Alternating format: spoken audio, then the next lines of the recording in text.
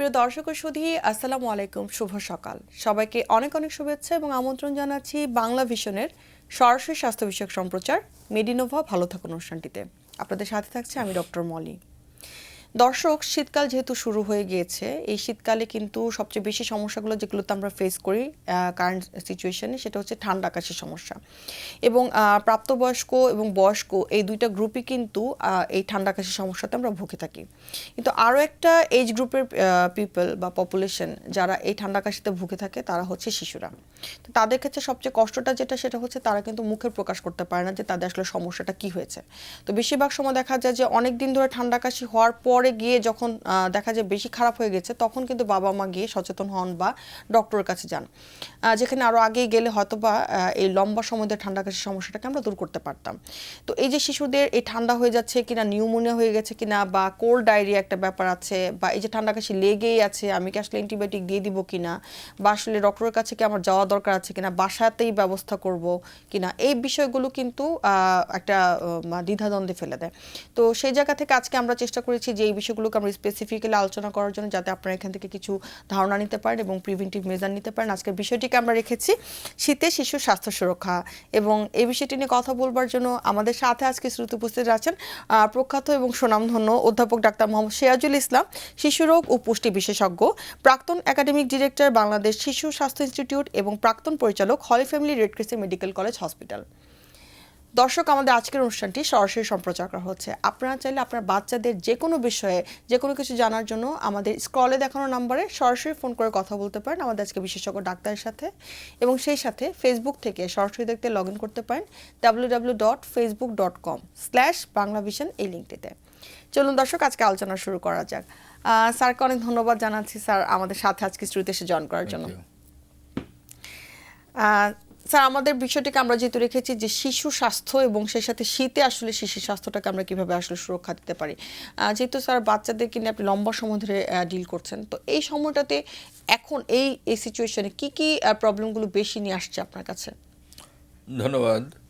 শীতের সময় তো কতগুলা উপসর্গ শিশুদের হয়, এবং সেগুলো সময়মত বোঝা এবং তার সাথে সাথে তার প্রয়োজনীয় ব্যবস্থা নেওয়া, এটা করলে শিশুদের ভোগান্তিটা অনেক কম হয়।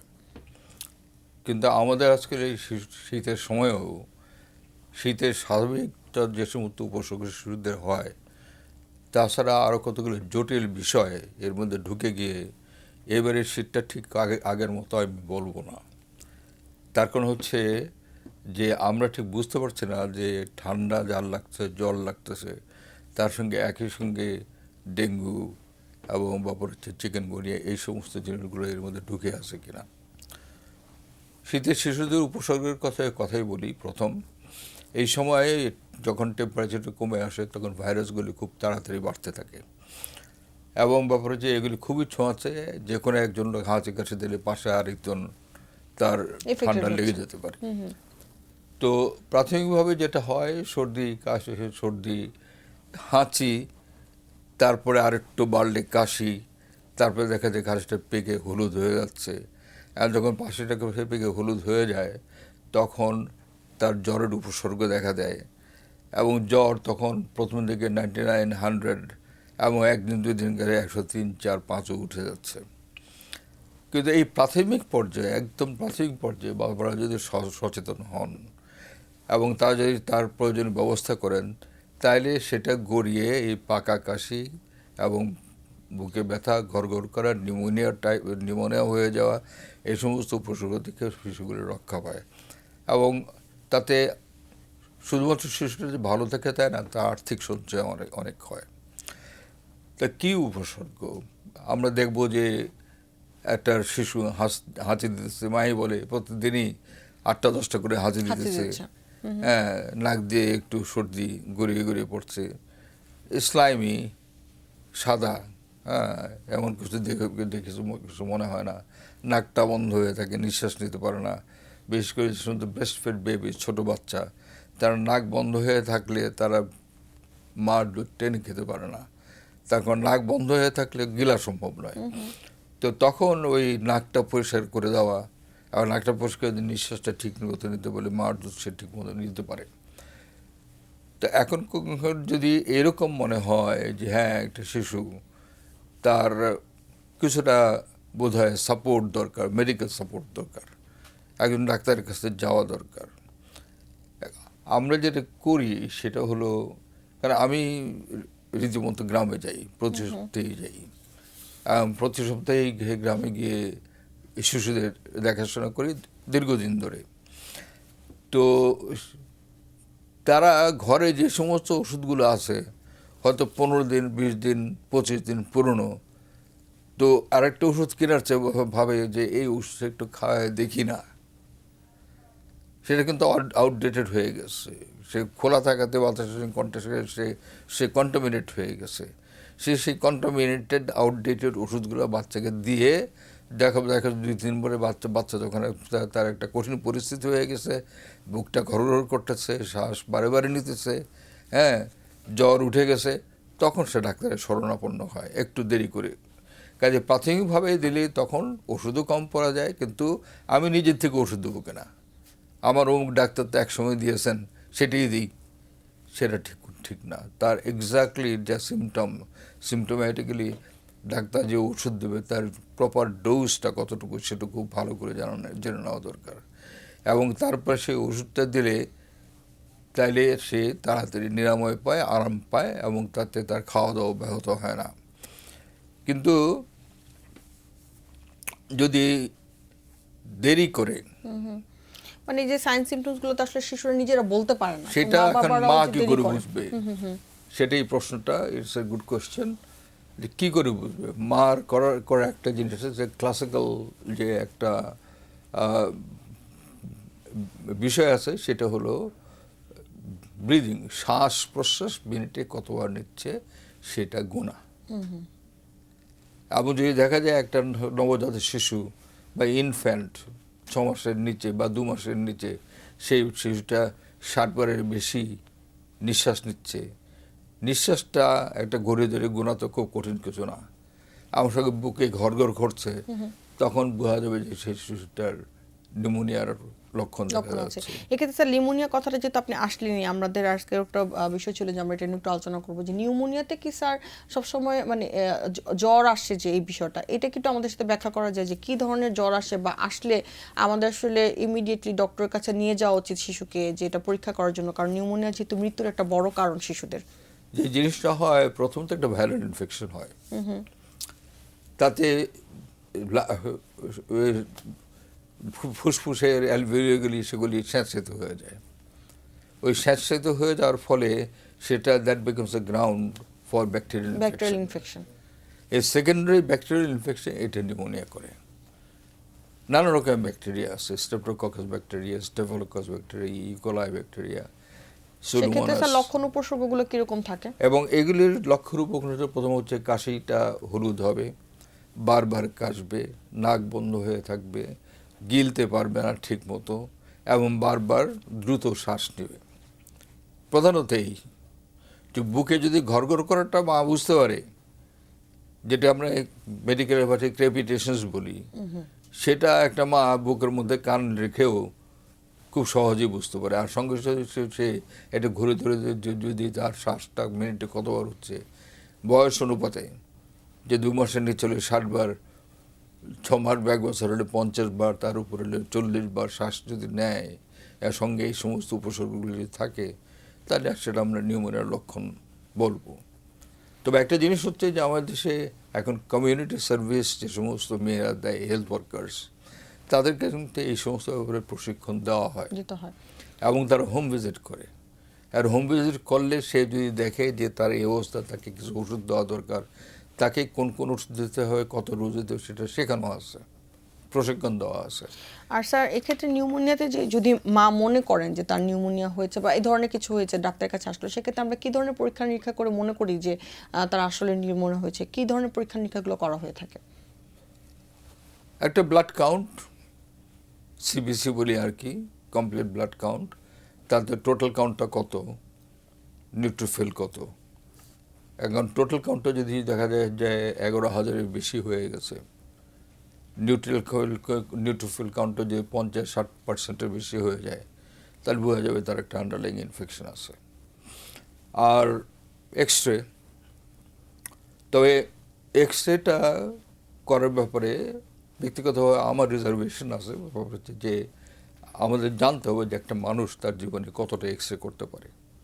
যদি বেবি, তার সমস্ত জীবন সামনে পড়ে আছে, এক্সট্রা রেডিয়েশন, এবং এই রেডিয়েশনটা যে আমি দেবো কতটা দিতে পারবো, কতদিন দিতে পারবো। আমাদের গণস্বাস্থ্য কেন্দ্রের ডক্টর জাফরুল্লাহ চৌধুরী উনি বলতেন যে বেশিরভাগ ক্ষেত্রে এক্স রের কোনো প্রয়োজন নাই। ক্লিনিক্যাল ইনভেস্টিগেশনটা আসলে Clinical খুবই investigation, ডক্টরের যে you have got clinical a I থেকে stethoscope, you listen to the chest, হ্যাঁ, সেটা মাইল্ড ক্রেপস না মডারেট ক্রেপস না সিভিয়ার ক্রেপস, সঙ্গে ব্রিদিং ডিফিকাল্টি আছে কিনা, একজন ডাক্তারের পক্ষে ইভ্যালুয়েশন করা তো কোনো কঠিন কিছু না। আমি ওষুধ দিলাম, 2 দিন ওষুধ দিলাম, যদি ইমপ্রুভ করে গেল তো ফুরাই গেল, আর যদি ইমপ্রুভ না করে তখন আমি একটা এক্সারসাইজ করে নিলাম। এবং আরও যদি বেশি হয়, যদি মনে হয় যে না কনসলিডেশন হয়ে গেছে, ব্লাড ডিফিউশন হয়ে গেছে, তখন তো সরি তখন তো একটা এক্সরে করা জরুরি হয়ে প্রয়োজন, যায়। সিটি স্ক্যান করা। তো আমরা স্যার নিউমোনিয়াতে আমরা তো সবসময় আসলে আমরা এই বিষয়টাতে আসবো যে কিছু হলে আমরা অ্যান্টিবায়োটিক খাইয়ে দিচ্ছি এবং দেখা যায় যে পরবর্তীতে যখন আসলে দরকার তখন আসলে ওই যথাযথ অ্যান্টিবায়োটিকটা আসলে কাজ করছে না। তো নিউমোনিয়া থেকে আমরা স্যার ট্রিটমেন্ট অফ চয়েসে সবসময় কি অ্যান্টিবায়োটিক দিয়ে ট্রিট করে থাকি কিনা, বা প্রপার অ্যান্টিবায়োটিকটা দেওয়াটা এখানে গুরুত্বপূর্ণ কতটুকু? Once you diagnose this is a pneumonia, আমি যদি মনে করি নিউমোনিয়া হয়ে গেছে, তখন তাকে অবশ্যই যথাযথ পরিমাণে অ্যান্টিবায়োটিক দিতে হবে। তো বয়সের হতে অ্যান্টিবায়োটিক ভেরিয়েশন আছে, কারণ 2 মাসের নিচে নিউমোনিয়ার বাচ্চাগুলিকে সাধারণত গ্রাম নেগেটিভ ইনফেকশন হয়, ক্লিপসিরিয়া, সুডোমোনাস, ইকোলাই এই ধরনের, তাদের ওষুধ একরকম। আর 2 মাসের বেশি হয়ে গেলে যেখানে স্টেপটোকক্কাস, স্টেফিলোকক্কাস এই সমস্ত ব্যাকটেরিয়াগুলি বেশি হয়, তখন তাদের ব্যাপার হচ্ছে যে ব্যাকটেরিয়ার ধরনটা দেখে আমরা ওষুধ ধরনটা দিয়ে দেখে থাকি। অ্যান্টিবায়োটিক ঠিক হবে। স্যার এই শীতে মানে আরেকটা প্রবলেম খুব ইদানিং কমনলি দেখা যাচ্ছে যে আগে খুব বেশি হলে দেখা যায় 4 থেকে 5 দিন হয়তো বা নাকটা ব্লক হয়েছে বা নোজ ব্লক হয়েছে, যে কোনো এক পাশে, অনেক সময় 2 পাশেই, কিন্তু দেখা যাচ্ছে ইদানিং কালে সারা বছর ধরে তো হয়, আবার শীতে অতিরিক্ত বেশি দেখা যায় নাকটা ব্লক হয়ে থাকে ছোট বাচ্চাদের, দেখা যাচ্ছে এক নাক দিয়ে শ্বাস নিচ্ছে বা মুখ দিয়ে শ্বাস নিচ্ছে। এই নাক ব্লক হয়ে থাকার কারণটা বা এই নোজ ব্লকের স্যার কারণগুলো কি থাকে, বা আমরা আসলে নোজ কি ব্লকটা করতে পারি? হওয়া তো খুব সিম্পল জিনিস। এ ব্যাপার হচ্ছে যে নাকের যে ঝিল্লি, যেটাকে আমরা মিউকাস মেমব্রেন বলি, সেটা ইনফ্লামেশন হয়ে এটা ফুলে যায়, প্রদাহ, বাংলায় বলি প্রদাহ, তো ফুলে যায়, ফুলে গিয়ে নাকটা বন্ধ হয়ে থাকে, এবং একটা নাক খোলা থাকলে আরেকটা নাক বন্ধ থাকে। এর সবচেয়ে সহজ এবং সবচেয়ে কম ক্ষতিকর জিনিস হচ্ছে সোডিয়াম ক্লোরাইড সলিউশন। বাজারে এগুলোর অনেক পাওয়া যায়। ছোট বাচ্চাদের সোডিয়াম ক্লোরাইড সলিউশন 3 মাস 4 মাস বয়সে সেটা দেওয়াই ভালো, কারণ এটা দরকার হলে 2 ঘন্টা 4 ঘন্টা পর পরও দেওয়া যায়। আমি যখন নাকি একটা প্রপার মেডিকেটেড নেজাল ড্রপ দিচ্ছি, তখন সেটা একটা ওষুধের পর্যায়ে, স্প্রে আছে, ড্রপস আছে, ড্রপসের মধ্যে পার্থক্য আছে, কোনোটা 2 বার দিতে হয়, কোনোটা 3 বার দিতে হয়, কোনোটা 4 ঘন্টা পরে পরে দিলেই হয়। সেইটা ওই মাকে ঠিকমতো বুঝিয়ে না দিতে পারলে, সে যদি ওপরে অক্সিমেটাজোলিন শুধু 4 ঘন্টা পরে পরে দিতে থাকে, সে বাচ্চার জন্য ক্ষতিকর। কাজেই সেই ক্ষেত্রে ডাক্তারদের জন্য ডাক্তার পরামর্শ নিতে হবে ড্রপটা কি দেবো। তবে একদম ছোট বাচ্চা যদি হয়, নাকের ব্লক 2 months and below, যে কোনো বা নিশ্চিন্তে সোডিয়াম ক্লোরাইড, নরসল, নোজোমেস, অনেক ড্রপ আছে, এগুলো তারা ব্যবহার করতে পারে। এটার জন্য কোনো পরামর্শের প্রয়োজন হয় না। স্যার শীতের অনেক শুরু থেকেই দেখা যাচ্ছে কি যে অ্যাজমার যেসব বাচ্চারা অ্যাজমা প্রন বা অ্যাজমার মতো সমস্যা আছে বা ডায়াগনোসড হয়নি, অ্যাজমার সাইন সিমটমস আছে, তাদের এই শীতে দেখা যায় আরও বেশি অনেক সময় অ্যাটাক হয়, বা দেখা যায় ঋতু পরিবর্তনে আসলে অনেক সময় অ্যাটাক হয়। তো সেক্ষেত্রে আসলে আমরা কিভাবে বুঝবো যে আসলে এই বাচ্চাটার অ্যাজমা হতে পারে বা হওয়ার সম্ভাবনা আছে বা হয়েছে কিনা, সেটার জন্য আসলে আমরা কি করতে পারি? সেটা একটা বিষয় আছে, এটা একটা স্টিগমা হয়ে গেছে। স্টিগমা বলতে যে ব্যাপার হচ্ছে, যে বাচ্চার একটা হুইজ হচ্ছে, বুকে শাঁসা করে শব্দ করতেছে, এবং শব্দটা এরকম যে মা বাইরে থেকে কোনো স্টেথোস্কোপ ছাড়াই সে বুঝতে পারতেছে তার হাঁপানির মধ্যে শ্বাসটান হচ্ছে, বারবার শ্বাস নিচ্ছে, কিন্তু হুইজ হলেই সেটা অ্যাজমা হয়ে গেল, এই স্টিগমা থেকে আমাদের দূরে থাকতে হবে। হ্যাঁ, নট অল হুইজেস আর অ্যাজমা। হ্যাঁ, আমি এই জন্যকে অ্যাজমা না বলে আমি এটাকে হুইজি বেবি বলা পছন্দ করি বেশি। তার কারণে এই যে এই হুইজি বেবি যেগুলো আছে সেগুলা অ্যালার্জির কারণে হোক, ভাইরাল ইনফেকশনের জন্য হোক, এনভায়রনমেন্টাল পলিউশনের জন্যই হোক, শীতের সময় ড্রাই সিজন, বাচ্চার সময় ধুলাবালি আর বালির মধ্যে সিলিকন আছে, এই সমস্তগুলো এসে তার অ্যাজমার মতো প্রকোপ হয়। কিন্তু এগুলা ক্রমশ ট্রিটমেন্ট করতে করতে 10 থেকে 12 বা 14 বছরের মধ্যে 99% ডিসঅ্যাপিয়ার করে যায়। কাজে ওই যে আমাদের একটা অভ্যাস যে প্রথমেই বলে ফেলা অ্যাজমা, অ্যাজমা হয়েছে, শুধু অ্যাজমা না, অ্যাজমা হলে কী কী ধরনের ক্ষতি হতে পারে এই সমস্ত আমরা মার মাথার মধ্যে এমনভাবে ঢুকিয়ে দিই যে ওই বেচারি বুঝতে পারে ভয়ে, হ্যাঁ, ও 7 দিন পরে পরে ডাক্তারের কাছে দৌড় করতে, যার কোনো প্রয়োজনই নেই। হ্যাঁ, কাজে আমরা ছোট বাচ্চাদের until they are 15 years of age, এবং তারপরেও যদি পারচেস করে, যদি তার ফ্যামিলি হিস্ট্রি থাকে, যদি তার অ্যালার্জির কোনো পার্টিকুলার স্পেসিফিক হিস্ট্রি থাকে, সেই ক্ষেত্রে রেকারেন্ট অ্যাটাক যদি হয় হুইজের, তখন আমরা সেকে বলবো অ্যাজমা। অ্যাজমা এবং ব্রঙ্কিওলাইটিসের সাথে কিন্তু অনেক সময় আমরা অ্যাজমাকে মিলিয়ে ফেলি। দুটো কি স্যার একই জিনিস কিনা, বা ছোটবেলায় দুটা যেটা এরকম বারবার হয়? সম্পূর্ণ ডিফারেন্ট জিনিস। ব্রঙ্কিওলাইটিস রেসপিরেটরি সিনসিয়াল ভাইরাসে হয়, এর সিমটমটা অ্যাজমার মতো হয়, হুইজি বেবি, সেলফ লিমিটিং, 3-4 দিন থাকে, ভেরি সরি, 3-4 দিন থাকে, তবে হয়তো সিমটোম্যাটিক ট্রিটমেন্ট দেওয়াটাই যথেষ্ট। স্যার অ্যাজমাতে আমরা একটা দেখা যায় আমরা মন্টেলুকাস টাইপের একটা মেডিসিন সাজেস্ট করে থাকি যে লম্বা সময় ধরে রাতের বেলা খাওয়ার জন্য, বা এই বিষয়টিকে আসলে আমরা কি বাচ্চাদের জন্য করতে পারি কিনা, বা যাদের আছে তাদেরকে কি আমরা সবসময় প্রিভেন্টিভ মেজার হিসেবে এই ধরনের ওষুধগুলোকে সাজেস্ট করি কিনা? এটা আরও একটা জিনিস, it's another very good question. তার কারণে যে এই কিটোটোফেন ইউজ করা এবং এটা মন্টেলুকাস ইউজ করা, আমি যতক্ষণ পর্যন্ত নিশ্চিত না হচ্ছে যে তার এটা কোনো অ্যাজমেটিক কন্ডিশন থেকেই হচ্ছে, হ্যাঁ, তাহলে তবে তাকে এই সমস্ত ওষুধ দেওয়া দীর্ঘসূত্র তার কোনো প্রয়োজন হয় না। হ্যাঁ, আমি দেখলাম যে মাইল্ডলি একটুখানি আইজি লেভেল বেড়েছে এবং সেই জন্য তাকে 3 মাস 6 মাস অ্যাজমা হয়ে যাবে, কিন্তু প্রিভেন্টিভ বলে ওষুধ খাওয়াতে থাকা, এটা কোনো প্রয়োজন নেই। কিন্তু যে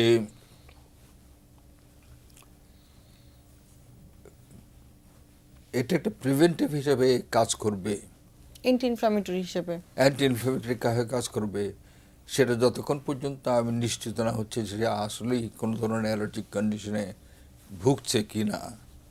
আমরা চোখ বন্ধ করে লিখে দিই, even without doing N investigation.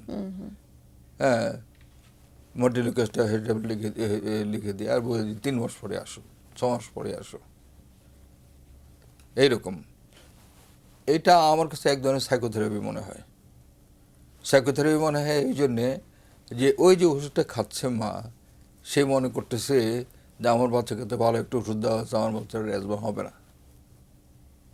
কিন্তু সে বুঝতে পারতেছে না যে তাকে একটু বুঝ দেওয়ার জন্য, তাকে একটা কমফোর্টেবল করার জন্য, তাকে একটা মানসিক শান্তি দেওয়ার জন্য একটা ওষুধ কিটোটোফেন অথবা মন্টেলুকাস দিয়ে আমি দীর্ঘদিনের জন্য একটা ওষুধ দিয়ে বলে যে আবার তুমি সেক্ষেত্রে স্যার যদি এরকম ভাবে আমরা মানে সাজেস্ট করি যে হ্যাঁ তাকে মন্টেলুকাস সারা বছর ধরে খেতে হবে, এই বিষয়টিতে কি আসলে আমরা তখন প্রপার কোনো মেজারমেন্ট নিতে পারি কিনা, যে না কোনো ধরনের পরীক্ষা নিরীক্ষা করে তাকে ওষুধটা দেওয়া হবে, এরকম কোনো কিছু করা সম্ভব কিনা? প্রথম কথা হলো দুটো জিনিস, একটা যখন সিবিসি করি তখন সার্কুলার ইনসুলিনটা আমরা দেখে নিতে পারি, আর জিনিসটা আইজি লেভেল যেটা আছে সেটা দেখতে পারি। অ্যালার্জিক টেস্ট যেটা করি আমরা কমনলি। থার্ড হলো এনভায়রনমেন্ট পলিউশন, সে যেখানে আছে সেইখানে নানা রকম কনস্ট্রাকশন ইত্যাদিতে হচ্ছে কেন, ধুলাবালি, ধোঁয়া, এগুলি পরিবেশের মধ্যে বেশি কিনা, এটা দেখতে হবে। আর এটা দেখতে ফ্যামিলি হিস্ট্রি আছে কিনা, মা বাবার এই ধরনের অ্যাজমা আছে কিনা, এই সমস্তগুলি মিলিয়ে, এবং তাতে যদি আমার ইনভেস্টিগেশন তাকে সাপোর্ট করে যে না this is A potential case of asthma, তখন আমরা অবশ্যই সেই বাচ্চাটাকে মন্টেলিকাস দিতে পারে। মন্টেলিকাস দিতে পারি, কিটোফোন দিতে পারি। অনেক ধন্যবাদ স্যার। আরেকটা সমস্যা স্যার, শীতের সময় দেখা যায় কি যে বাচ্চার জ্বর হয়েছে, একদিন জ্বর থেকে পরের দিনই আবার ভালো হয়ে যাচ্ছে, আবার দেখা যাচ্ছে 7-8 দিন পর আবার জ্বর হচ্ছে, 1-2 দিন থাকছে, কিন্তু আবার সেলফ লিমিটিং ভাবেই একা একাই ঠিক হয়ে যাচ্ছে। তো এই বিষয়টিতে দেখা যাচ্ছে বাচ্চা কিছুটা উইক ফিল করে এবং দুর্বল হয়ে যায়। তো এই বিষয়টা আসলে কেন হচ্ছে, বা এটার জন্য কি আসলে আমরা নর্মাল মেজারমেন্ট নিলেই হবে কিনা, বা ডক্টরের কাছে যাওয়া উচিত ছিল কিনা, এটা কি আমাদের সাথে একটু ব্যাপারে share যদি করবেন? যে মাইল্ড ফিভারগুলো যেটা 1 দিন 2 দিন ঠান্ডা লেগে হয় এবং কয়েকদিন চলে গেলো, আবার 2 সপ্তাহ পরে আবার হলো, এগুলো খুবই কমন জিনিস, আনকমন কিছু না। একটু সর্দি লেগে একটু জ্বর হলো, 100 হলো, চলে গেলো 2 দিন পরে, আবার ব্যাপারে যে ও খেলাধুলো করতে গেলো, আর একটা বাচ্চার সঙ্গে কন্ট্যাক্টে আসলো, সেই বাচ্চাটা ঠান্ডা আছে, তার থেকে ঠান্ডা লেগে আবার 2 দিন জ্বর থাকলো। হ্যাঁ, তো ভাইরাস তো একরকম না, বিভিন্ন রকম। একটাতে রেজিস্ট্যান্স হয়ে গেলো, কিন্তু আরেকটা বাচ্চার সঙ্গে যে মিললো, তার ভাইরাস ডিফারেন্ট হতে পারে। তা সেখান থেকে তার আবার একটু জ্বর হয়ে 1-2 দিন থাকতে পারে। এটা 5 বছর বয়স পর্যন্ত বাচ্চাদের এটা কিন্তু খুব স্বাভাবিক জিনিস। শুধু লক্ষ্য রাখতে হবে যে ঠান্ডাটা যে লাগলো, সেটা নিজের থেকে ভালো হয়ে যাচ্ছে 2-1 দিনের মধ্যে, নাকি এটা কন্টিনিউ করছে। যদি দীর্ঘসূত্রতা হয় তখন আমাদের মেজার অবশ্যই নিতে হবে। নিতে হবে। স্যার, আমাদের সাথে একজন দর্শক আছেন, তার ফোনটি নিয়ে আসছি। হ্যালো দর্শক, আপনার নাম বলে প্রশ্নটি করুন। আমার নাম রেজাউল করিম, নারায়ণগঞ্জ থেকে বলছিলাম। জি, আমরা শুনতে পাচ্ছি দর্শক। আমার বাচ্চার বয়স হচ্ছে 12 বছর 2 মাস, কিন্তু ও শারীরিক প্রতিবন্ধী, নিজে চিকিৎসা করে কোনো কিছু করতে পারে না। তো ওর সপ্তাহখানিক ধরে কাশি, মানে বিকেল হলে কাশি ওঠে অনেক, কিন্তু কফ আসে না। কাশতে কাশতে ও খুব শরীর দুর্বল হয়ে যায়, কিন্তু কোনো কফ আসতেছে না। আচ্ছা, বাচ্চার বয়স 12 বছর 2 মাস বলছেন, এবং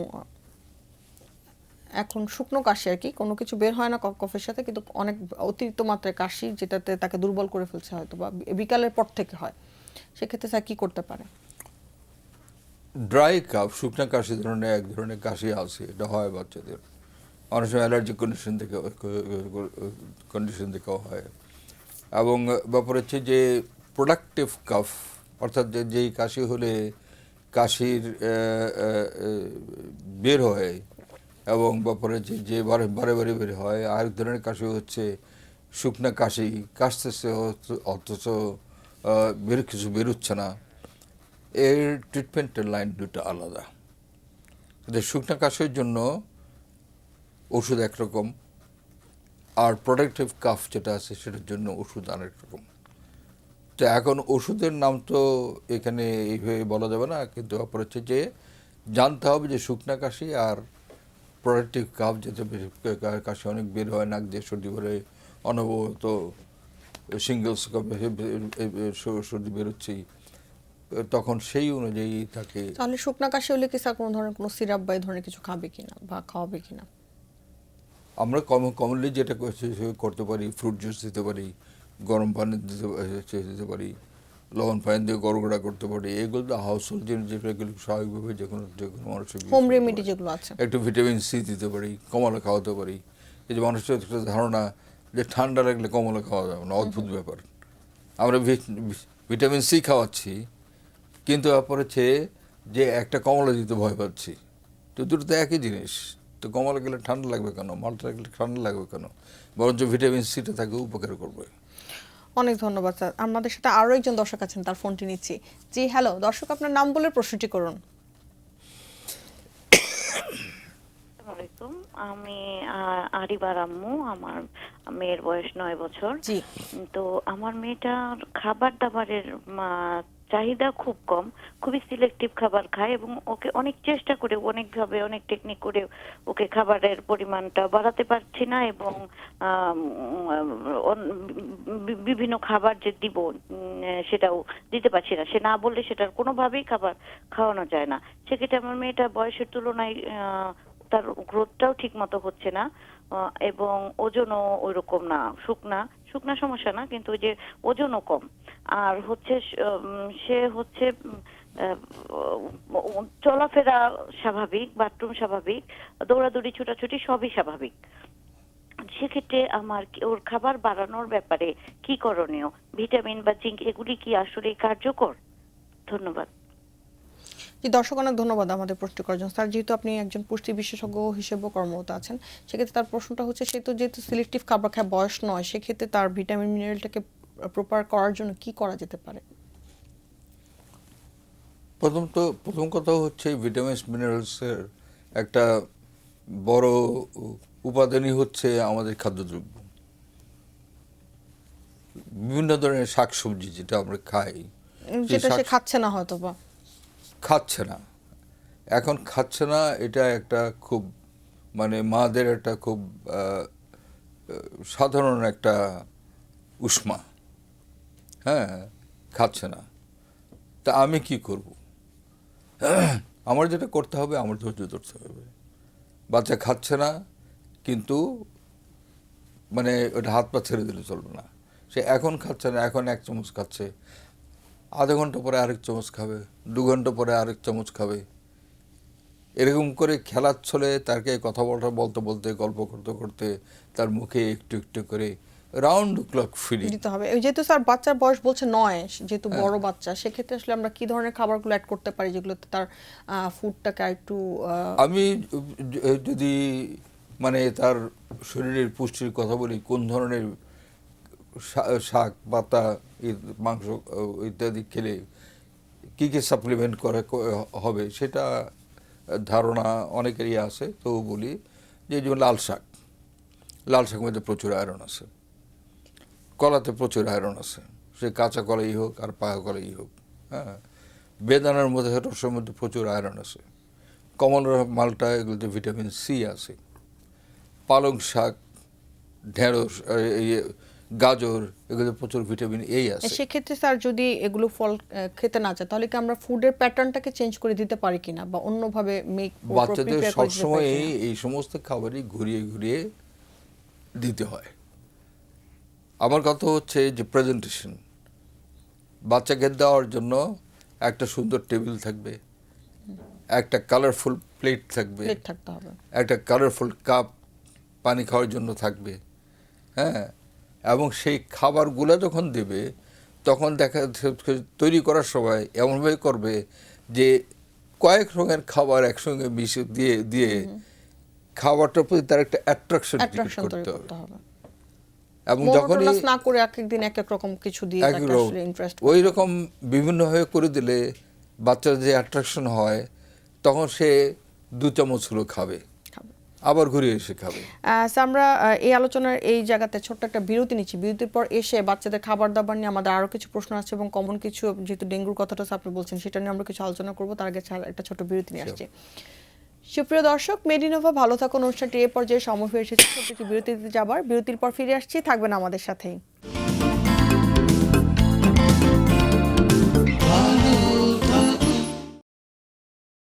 সুপ্রিয় দর্শক, বিরতি শেষে আবারও ফিরে এলাম মেডিনোভা ভালো থাকুন অনুষ্ঠানটিতে। আমাদের সাথে থাকার জন্য ধন্যবাদ। আজকে আমরা কথা বলছিলাম শীতে শিশুর স্বাস্থ্য সুরক্ষা নিয়ে। ঠিক এই জায়গাতে একটা প্রশ্ন স্যার থাকছে যে অনেক সময় দেখা যায় যে বাচ্চারা খুবই ইরিটেটেড থাকে, হাইপার অ্যাক্টিভ থাকে। আমরা অনেক সময় এখন যেটা একটা টার্ম আমরা বলছি যে ADHD-রও প্রবলেম থাকে, যেটা আসলে অনেক সময় আমরা অ্যাড্রেস করতে পারছি না। তো এই যে বিষয়গুলো সার্বিকভাবে, এগুলোর পিছনে কি খাবার দাবার বা লম্বা সময় ধরে lack of deficiency of iron, zinc বা ভিটামিন মিনারেল, এগুলোর কি মানে খাবার দাবার এগুলো ঘাটতি থেকে কি এই সমস্যাগুলো হচ্ছে কিনা? যেহেতু আপনি পুষ্টি নিয়ে কাজ করছেন স্যার, এখানে প্রশ্নটা হচ্ছে যে এই ব্যাপারগুলোকে আমরা ইভালুয়েট করব কিনা মা হিসেবে। হ্যাঁ, অবশ্যই ব্যাপার হচ্ছে যে কতগুলি মিনারেলস আছে যেগুলা শিশুর যদি শরীরে যদি সমান পরিমাণ না থাকে, তো বাচ্চারা ইরিটেবল হয়। তো প্রথম জিনিস মনোযোগও কমে যায়, মনোযোগ কমে যায়, এবং এর প্রথম জিনিসটা হচ্ছে আয়রন। আমাদের বোধহয় স্কুল গোয়িং চিলড্রেন বা গ্রামে যে সমস্ত ছেলেমেয়ে আছে, তাদের 60% বোধহয় আয়রন ডেফিসিয়েন্সি আছে, এবং এগুলো বেশিরভাগ নিউট্রিশনাল ডেফিসিয়েন্সি। তবে আয়রনের পরিমাণ যদি অতিরিক্ত কম থাকে, 8-9 এই পর্যায়ে থাকে, তবে সেটা নিউট্রিশনাল নাকি জেনেটিক কোনো কারণে এটা হচ্ছে, সেটা জেনে নিতে হবে।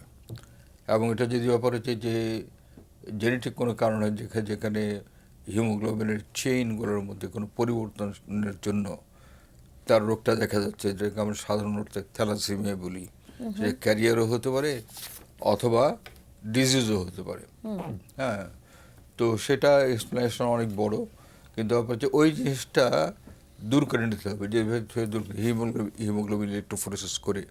তার কারণ হচ্ছে হিমোগ্লোবিন ইলেকট্রোফোরেসিস না করে তার যদি থ্যালাসেমিয়া বা ওই ধরনের সিমটম থাকে, তাকে যদি আয়রন দেওয়া হয়, এই আয়রনগুলা হিমোগ্লোবিন তৈরি করতে সাহায্য করে না, এই আয়রনগুলি লিভারে ডিপোজিট হবে এবং থেকে লিভারটিকে ড্যামেজ করবে। সেই জন্য ওই তাকে আয়রন দেওয়ার আগে যদি আয়রন ডেফিসিয়েন্সি বেশি মাত্রায় থাকে, তবে অবশ্যই তার জেনেটিক কজ যেটা আছে, ফ্যামিলি হিস্ট্রি যে থাকে, সেটা আমাদের জেনে নিয়ে সেই অনুযায়ী ট্রিটমেন্ট করতে হবে। তখন ওই অবস্থার মধ্যে শুধুমাত্র ফলিক অ্যাসিড ছাড়া আয়রন দেওয়া যাবে না। আচ্ছা, সেক্ষেত্রে স্যার একটা গুরুত্বপূর্ণ আরেকটা প্রশ্ন থাকে। আপনি স্যার শুরুতেই বলছিলেন যে এখনকার শীতকালটা আসলে আগের মতো না, সেখানে স্যার আপনি ডেঙ্গুর কথাটা একটু বলছিলেন যে এই যে ডেঙ্গুর সমস্যাগুলো হচ্ছে এবং পরবর্তীতে দেখা যাচ্ছে বাচ্চাগুলো খুবই দুর্বল, স্কুলে যাওয়ার ক্ষেত্রেও তারা কিন্তু অনীহা প্রকাশ করছে। সেখানে আসলে আমরা খাবার দাবারকে কিভাবে কারেকশন করতে পারি বা ডেঙ্গুর পরবর্তী সময় আমরা কিভাবে আসলে পরিচর্যা করতে পারি বাচ্চা কাচ্চাদেরকে? এটা ব্যাপার হচ্ছে যে ডেঙ্গুতে আজকাল এতই বিস্তৃত হয়ে গেছে এবং ফ্লুইডের ঘাটতিটা সবচেয়ে বেশি মাত্রায় যেহেতু হয়ে যায়। আগে তো গ্রামে ডেঙ্গু পাওয়া যেত না, কিন্তু এখন গ্রাম পর্যায়ে ডেঙ্গুর রোগ ছড়িয়ে পড়তেছে। এবং আরও অসুবিধার ব্যাপার হচ্ছে যে ডেঙ্গু টেস্ট করলে সেই সমস্ত বাচ্চাগুলির অনেক সময় টাইফয়েড রেজাল্ট পজিটিভ হয়, বাচ্চা টাইফয়েড না হলে এটা পজিটিভ হয়। আমি দুদিন একটা বাচ্চা দেখেছি, হাসপাতালে ভর্তিও করেছিলাম, তার জ্বর 11 দিন ধরে জ্বর, তার ডেঙ্গুর কোনো সিমটম নাই, অনলি ফিভার। তো তাকে টেস্ট করার পরে দেখা গেল তার উইডল টেস্ট 1:320, কিন্তু তার প্লেটলেট কাউন্টটা ছিল 161,000, অর্থাৎ লোয়ার নর্মাল। একদিন হাসপাতাল করার পরে তারপরের দিন সেটা হয়ে গেলো 71,000 হয়ে গেল ইন ওয়ান ডে। এই প্লেটলেটটার ভেরিয়েশনটা ডেঙ্গুতে hour to hour, day to day vary করে।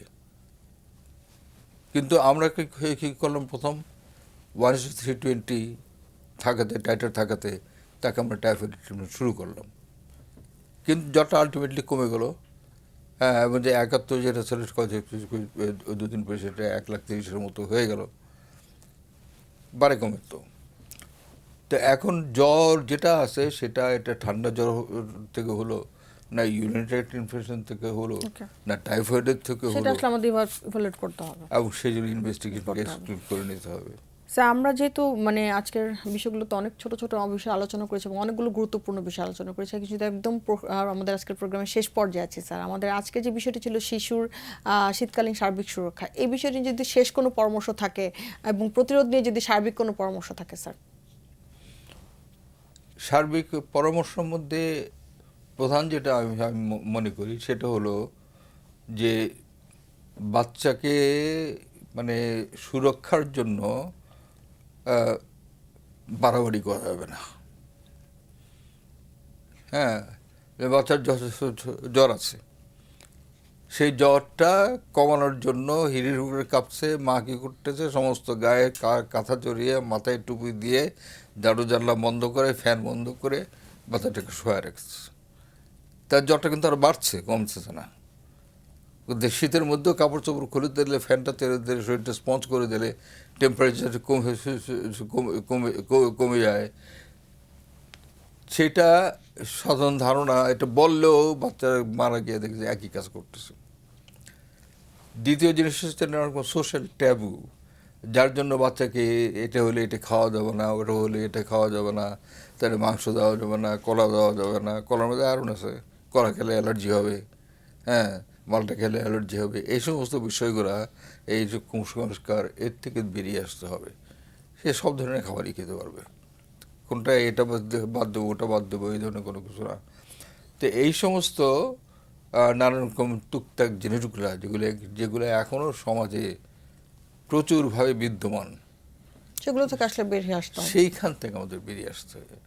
বেরিয়ে আসলে বাচ্চাকে মানে লালন পালন করা অনেক সহজ হবে। সহজ হবে। স্যারকে অনেক অনেক ধন্যবাদ এবং আমরা অত্যন্ত কৃতজ্ঞ স্যার আপনার মূল্যবান না, সময় থেকে okay. আমাদের কাছে সময় দেওয়ার জন্য এবং Thank you. আপনার বক্তব্য সবার সাথে শেয়ার করার জন্য স্যার Thank you. অনেক অনেক ধন্যবাদ আমাদের সাথে আজকে ধন্যবাদ। শ্রুতে জয়েন করার জন্য। ধন্যবাদ। সুপ্রিয় দর্শক, মেডিনোভা ভালো থাকুন অনুষ্ঠানে আজকে আমরা কথা বলেছিলাম শিশু স্বাস্থ্য সুরক্ষা নিয়ে এবং অনেকগুলো বিষয় কিন্তু স্যার তুলে ধরেছেন এবং সবচেয়ে গুরুত্বপূর্ণ রোল কিন্তু আসলে বাবা মাকেই প্লে করতে হয় বাচ্চার সুরক্ষার ক্ষেত্রে এবং আমরা যদি অনেক আগে বুঝতে পারি যে ধরনের সমস্যাগুলো হচ্ছে আমরা ডক্টর শরণাপন্ন নিয়ে কিন্তু বাকি ব্যবস্থা নিতে পারি। তো আশা করি দর্শক আমরা যারা ছিলেন আপনারা আমাদের সাথে তারা অনেক কিছু জানতে পেরে উপকৃত হয়েছেন। আবারও দেখা হবে আগামী পর্বে, ততদিন পর্যন্ত অপেক্ষায় থাকুন, সুস্থ থাকুন এবং অবশ্যই ভালো থাকুন।